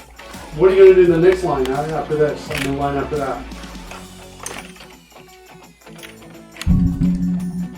At this point, unit format is not equal to suppress. Oh, you mean down Yeah, the here? line after the line you're on. Yeah, right there. What are you going to do? I thought you meant still in the if statement. No, what are you going to do there? Okay, now what are you going to do if unit var info is not found? In other words, it's false. I mean, it's null. Sorry. If unit var info is null off line 221, what are you going to do? If we have no unit nor variable, then, well, I mean, I guess it doesn't have a format, so the format can't be suppress leading space. So we return what? False. Okay, so write the code 2. After line 221, I'm going to copy unit var info to the clipboard. After line 221. It's too late here. At this point on line 224, you're out. There's no way you'll get past line 224. There you go, right there. And if it's on the clipboard, you could do a quick NN template. You can still space NN here, I think. Try NN here. Or actually, you want SN, actually. Is it equal to null? But you want to change that, you just change that to double equals. If it equals null, then what are you going to return? Sorry, I just wanna. So you know how if you're in the middle of if you're at the end of a method after a parameter and you hit the semicolon, Yeah. it will CodeRush will put this Takes you down to the semicolon next here. line. Huh. Yeah. Wait. That's CodeRush. Semicolon does that for you. If you're in an if statement. Oh. If you're here. If you're here, it will do that. Yes. I think that if you're in an if statement and you hit enter, it shouldn't bring the parenthesis down. It should take you here and then boom. Yeah, it's a tough feature to write because a lot of people, a lot of times you want to actually hit the enter key. Shift enter. Well, shift enter is duplicate line. We kind of got that soon. So we're like, it's a feature to enter where everybody loves it. Do you know what I mean? So we haven't done that. Okay. What are you returning here? We want to return false. Okay. At this point, the only thing I want to, my autism says, clean up line 227. Get rid of that empty line on line 227. Oh, right. But in general, that is good. That looks good to me. Let's try running all the test cases. See if we, by chance, break past it. Oh, okay. What was solve the problem? Oh, it changed problems. What is it expecting? Okay. Yeah, because we said no leading space on it, so we should change the test case, I think. Is that what we end up doing? We change the test case? Or, you know what? We need the leading space. Hold on, we need one more check, I think, that says... Maybe the check looks like this. If the previous power... I think this is okay. I think this is okay. I think that's okay like that. But what if we did this? If we did this... No. I want to do this. And so now I'm looking for a number that is 2x space cm. Hardcat says suppress leading space sounds more like a command than a bool check method, or maybe I just suck at English. More like a command than a bool check method. Yeah, I suppose so. Let's go look at that right there. Did we suppress leading space? How about if we change this? I think you're right. Should suppress leading space. Better? You like that better, Camel? Yeah. Okay. Thanks, PowerCat. Good suggestion. We'll take it.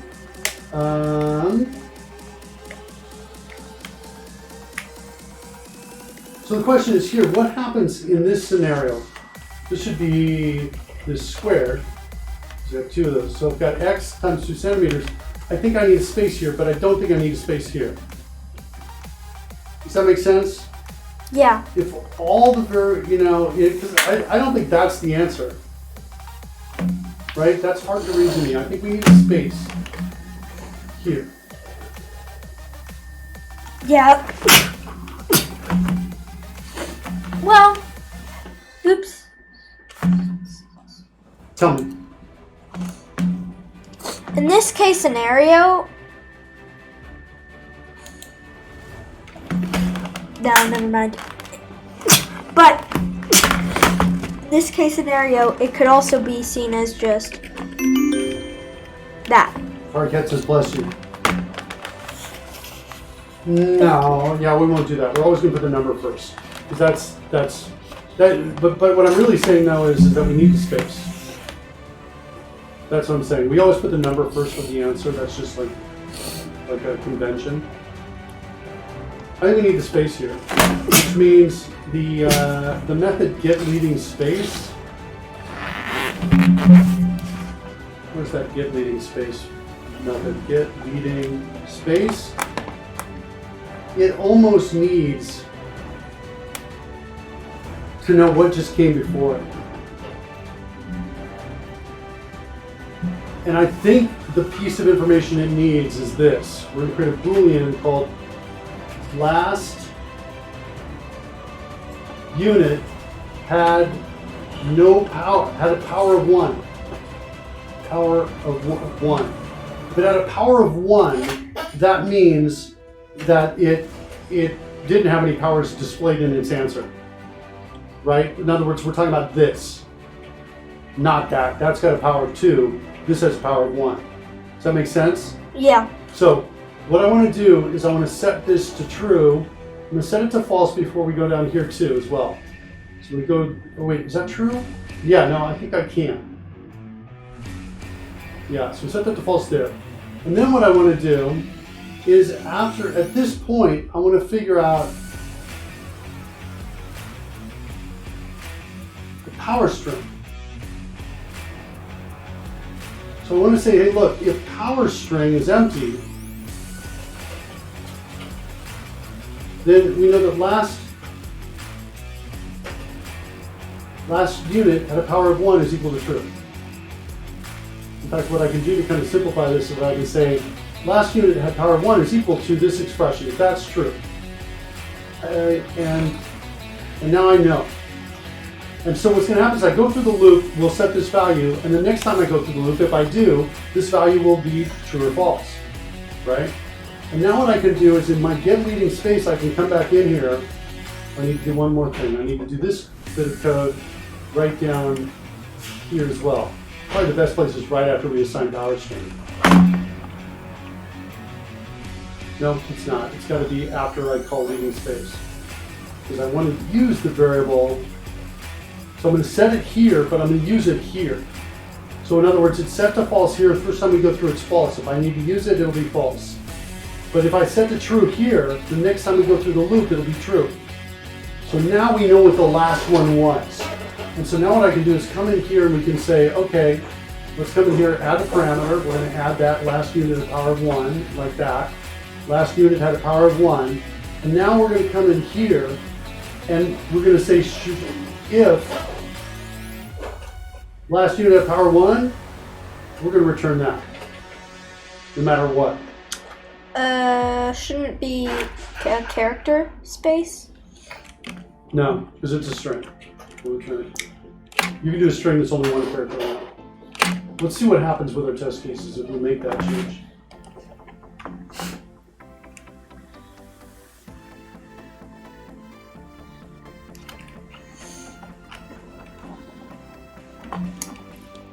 Getting a space here. I think that at the same time as we're doing this, we're messing up a lot of other things. A lot of the other test cases. Why is it suggesting that last unit at a power of 1 is true here?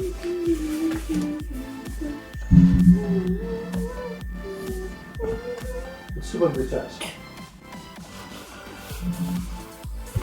Sometimes you get to this as you're kind of, you run. Here's this piece I want to be at. I want to go to SuperNumber.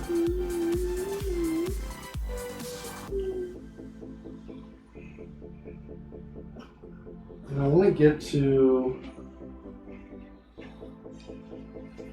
this, I think.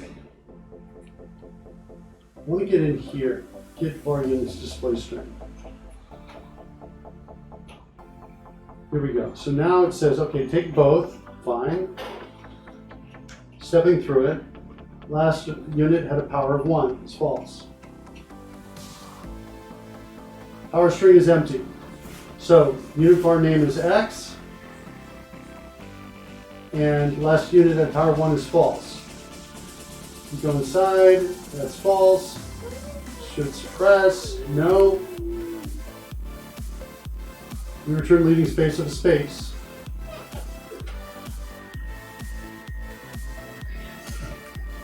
So this code isn't impacting it this time. So my leading space is a space. And do we already have the problem? I think we might. Yeah, the X. It's adding an X in here.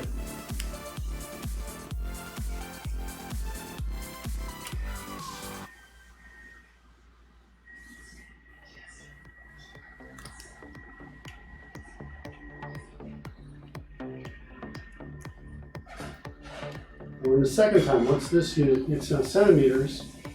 This one, last unit of power space is true. That's good. So the result is this, space centimeters.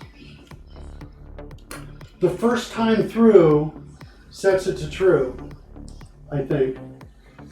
The first time through being true means it leaves it no matter what and gives it the leading space. Oh. Is that true? Yeah. The first time through,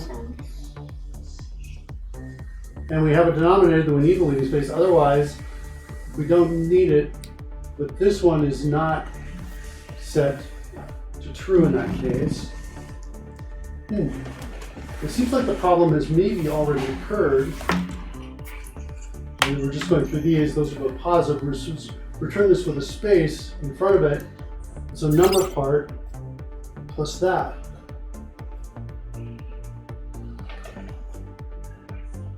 Surly Dev's back. Hey, Surly Dev.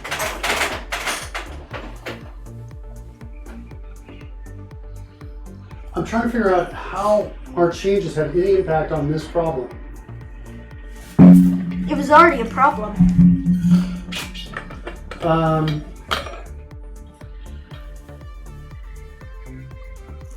Tell me about that. I thought all our test cases were passing. No.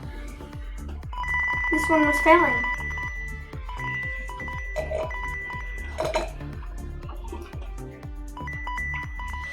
It's a variable, so we should suppress the leading space. We should absolutely suppress it. So there's something already wrong at this point. I feel like we need to kind of go in one more time on this one. I'm going to move it to the top so we can get right into that with debugging it.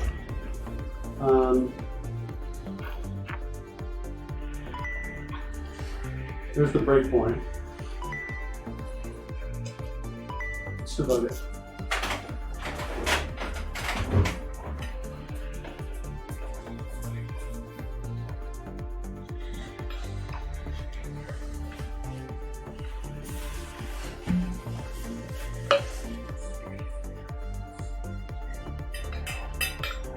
All right, first time through.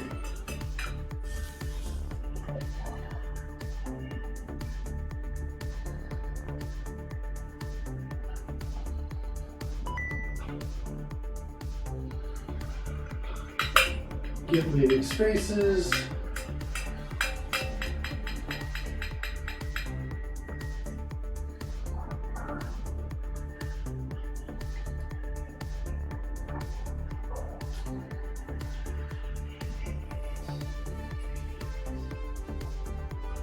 Should suppress leading space.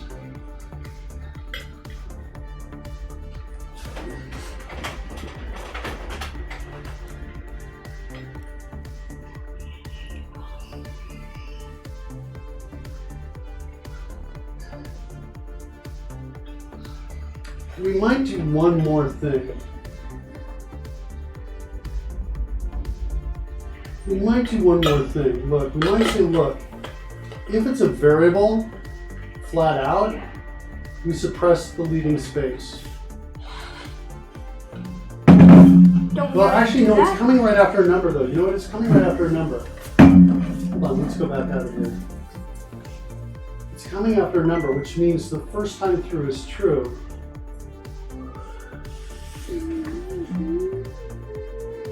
But here it says need leading spaces is true. Why did we call it need leading spaces to true? Has any units longer than 1? This is my problem. What I really need to know is if the first unit needs a leading space.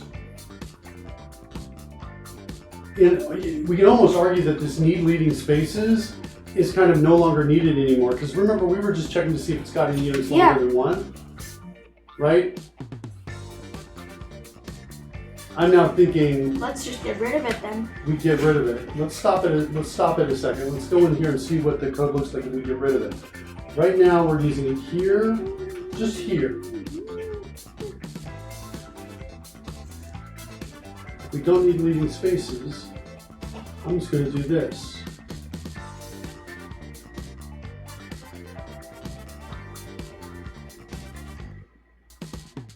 Reverse this conditional like that, and get rid of this. All right.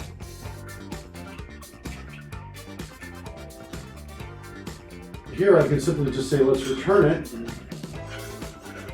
And here I can run this temp. Should be able to.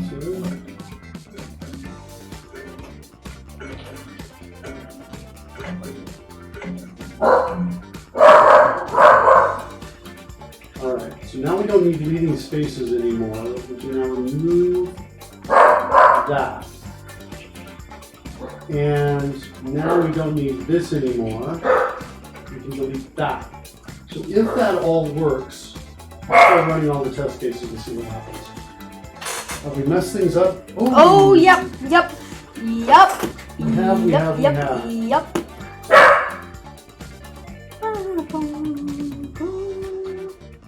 Well, now you have to go on like the very edge of it. Spaces and things. what do we think? Which of those two do you like? The expected value? Should the expected value change? Yeah, okay. I'm fine with that. Let's see what else happens. Really, it is 8 meters per second. It is more like that. Oh, okay. No, it needs to be a space there. Okay, so the problem was with the other test case then. I think was the problem here with the other one.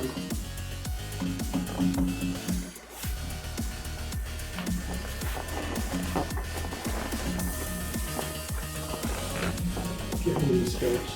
First time through.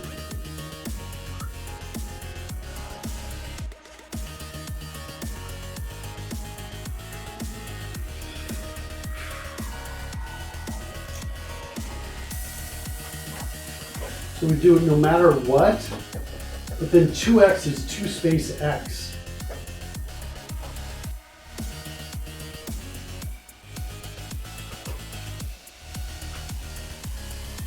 If it's a variable, all right, let's do this.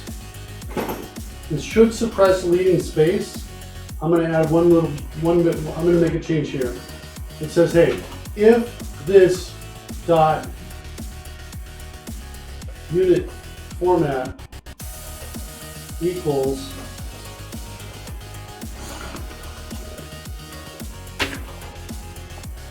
not unit format, unit type, unit bar type.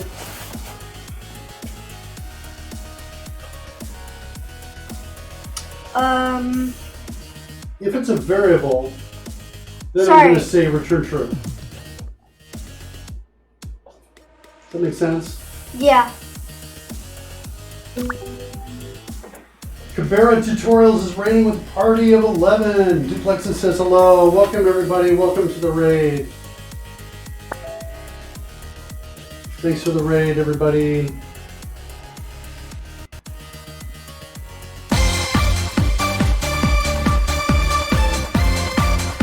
We're working on a super calculator.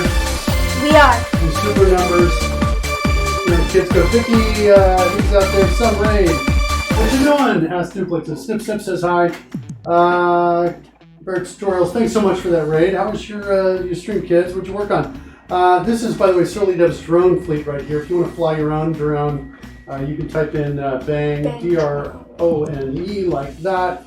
You get a drone that'll fly out there. Once that's out and flying, you can just hit the letters U to go up, R to go right. You pass it with a number like R33, should go right for 33 seconds, that sort of thing. Yeah. That's what's going on there. You can also go out to twitch.tv/dronecommands. Holy mother, that was some raid graphic there. That was amazing, says Cabera Tutorials. The Nubicorn says U60. Gotta make sure you're out there, the Nubicorn. You want to type in drone there to get you out there. That's what you want to do. But if you go out to twitch.tv/dronecommands, you can pilot it silently if you want to. Also okay, totally okay to do it here in the chat room. We are working on the display of information. I was doing a Discord bot in my stream. Went really well. Discord bots I've not even looked into. Man, there's so much to do in life. There's a possibility, Campbell, that I will die without ever writing a Discord bot. That's what we're facing now. That's the kind of reality that you're in. pretty big chance. This is my son Campbell over here.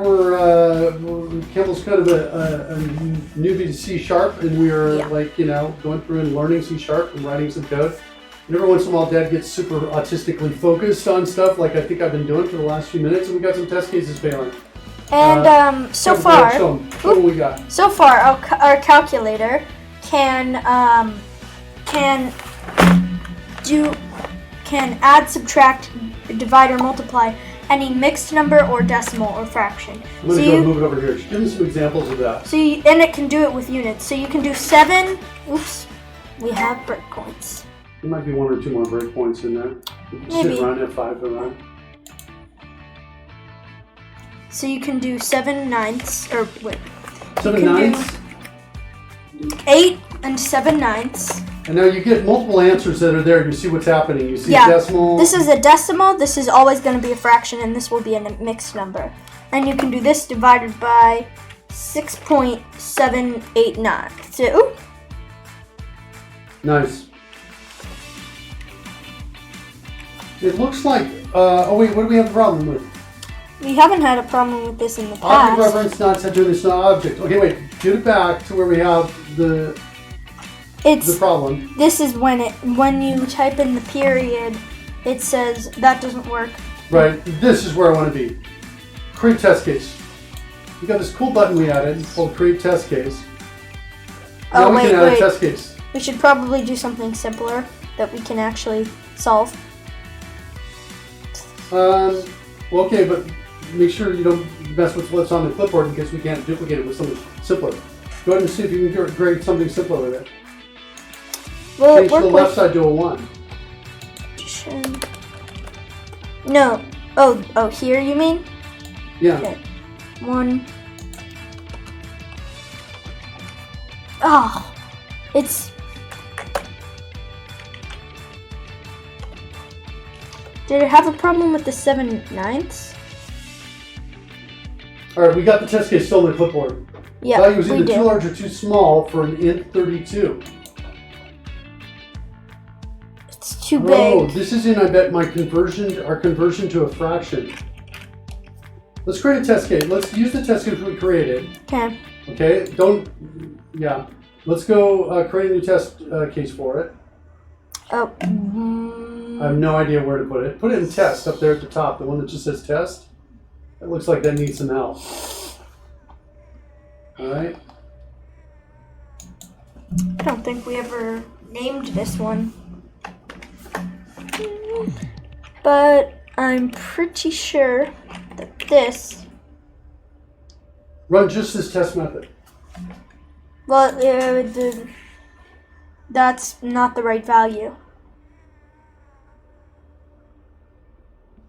Object reference not set to an instance of an object. When do we throw that exception now? Well, let's find out. If we debug it, Then it will bring us to where it should get us to that exception. This is null. This is null. Equals. The check on the equals coming in is null. No, why no? So we could come right in here and say, hey, if SuperNumber is equal to null, then we can say return false. Return false. But the question is, okay, didn't like that change. The question is, why was this passed in as null? So what's your favorite forthcoming feature in C# 10, .NET 6.0? I don't know. I think records are kind of cool. I feel like there's something else itching my brain to come out. I don't recall what it is. I am a big fan of the hot reload for code. That's probably going to be my favorite feature, I think, but not really so much a language feature as much as a tooling feature. But I love that coming out. Let's see. What do we got here? We got, let's run the test case again. I want to see if there's an impact on that test case. Because I think there's a bigger problem. I should have done All right, what do we have now? Oh, we're off. Interesting. Yes, that's because this was the value of the thing that was before. Yeah. The answer's like way off though. No, we're way off. Because we put something into the calculator that it got, and then we put this in.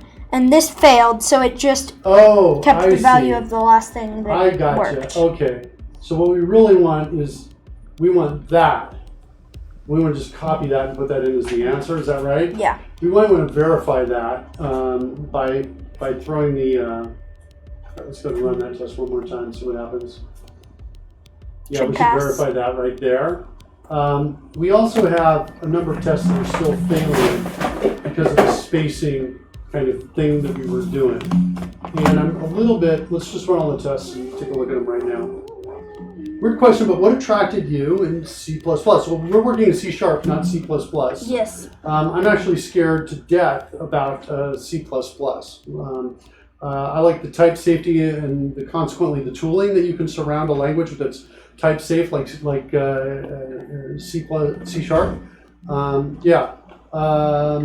But it was basically, so initially attracted, I was originally a programmer in Delphi, which I liked a lot. Had a lot of type safety as well. And switched over to C# when Visual Studio, when Microsoft announced it. So it was around that time, and I started porting code rush over to that. So Larry, here's what we have. Let's take a look at what we got in terms of our answers.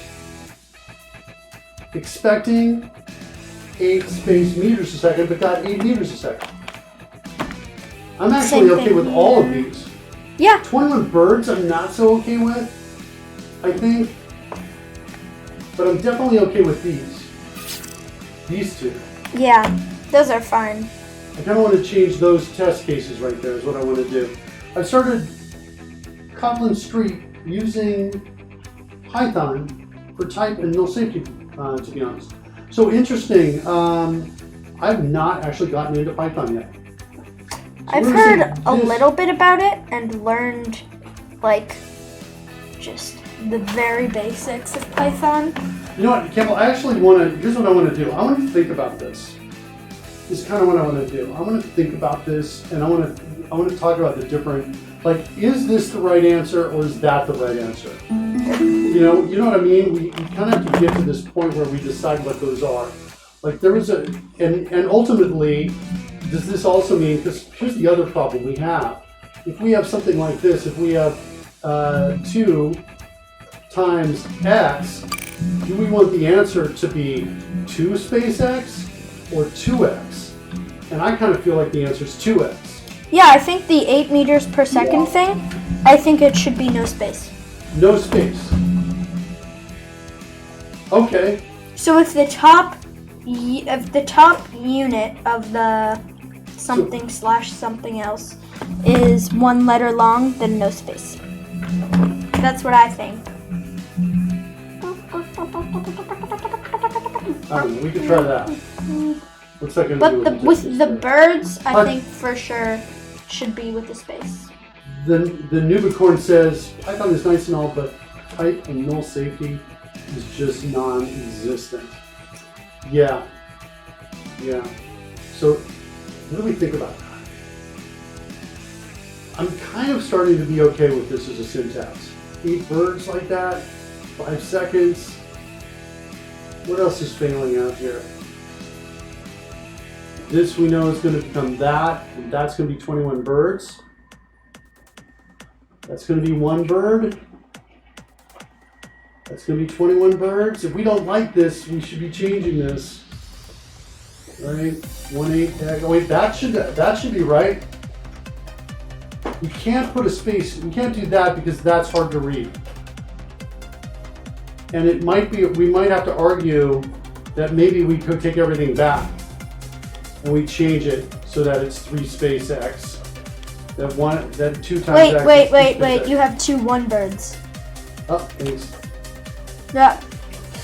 Like that. Yeah. It's really tricky.